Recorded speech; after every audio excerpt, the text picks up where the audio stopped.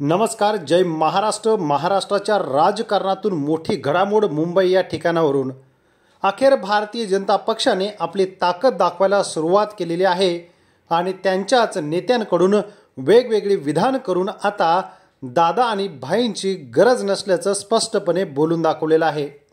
नक्की कोणत्या नेत्याने काय म्हटलं आणि काय घडलेलं आहे आणि कशा पद्धतीने आता दादाबाईंची गरज राहिलेली नाही तेच या व्हिडिओमधून जाणून घेऊया.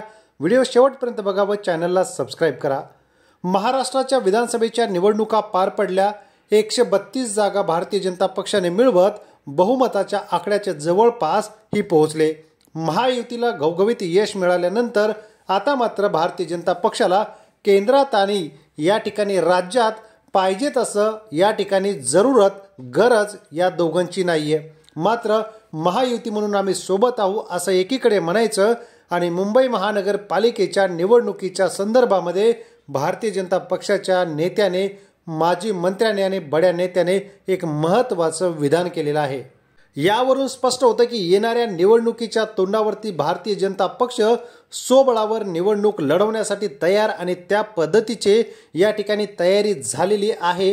हे जवळपास निश्चित झालेलं आहे. ज्या पद्धतीने विधानसभेला जागा वाटप झालं त्याच पद्धतीने आमची ताकद आता वाढलेली आहे आणि यापुढे भारतीय जनता पक्षाला स्वतंत्र निवडणूक लढवण्याची ताकद आणि जिंकूनही स्वबळावरती सत्ता मिळवण्याची ताकद या ठिकाणी भारतीय जनता पक्षात आलेली आहे. त्यामुळे अजित पवार यांच्या राष्ट्रवादीची मुंबईमध्ये पाहिजे तशी या ठिकाणी पाळंमुळं नाही आहेत, ताकद नाही. त्यामुळे त्यांना दिलेल्या जागाच घ्याव्या लागतील. तर दुसरीकडे शिंदे गटाला या ठिकाणी फटका बसू शकतो. भारतीय जनता पक्षाला काही करून आता मुंबई महापालिका ताब्यात घ्यायची आहे आणि त्यासाठी गल्लोगल्ली ते दिल्लीपर्यंत सगळी तयारी झाली असल्याचं माजी मंत्री नारायण राणे यांनी स्पष्ट केलेलं आहे.